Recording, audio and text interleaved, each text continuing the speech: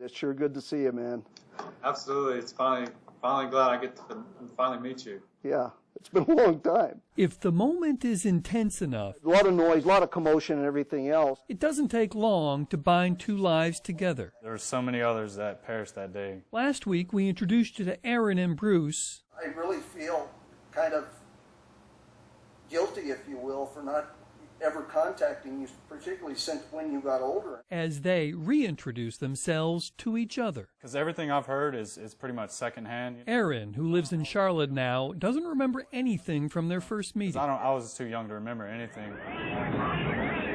It was 25 years ago this past weekend when United Flight 232 left Bruce's hometown of Denver and crashed in Sioux City, Iowa, killing more than a third of the nearly 300 people on board. Bruce was 37 then and told the world the story on the network news. Everybody remained fairly calm. We followed the flight attendant's instructions. And for the first time since the crash, gets to tell Aaron how he saved him from the burning wreckage when Aaron was just 2. I turned around and I saw you hanging from the seat, and your mother was gone because she had gotten out of her seat, and I think people had kind of pushed her, let's get out of here, let's get out of here. It's one thing to recount the story over the internet. It's a whole other thing. Oh, yeah.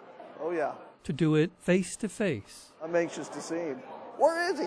At a theater near the crash site in Sioux City, the main attraction is a reunion of Flight 232 survivors. And after 25 years, the man who carried the boy out of a burning plane finally gets to hold him. There he is, huh? Again. Hey.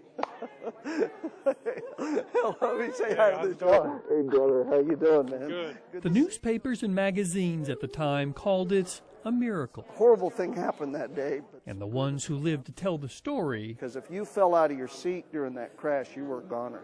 never get tired of doing just that. If I said, okay, put your arms around me, put your head up against me, and I said, are you okay? And you looked at me. You know, it's so cute.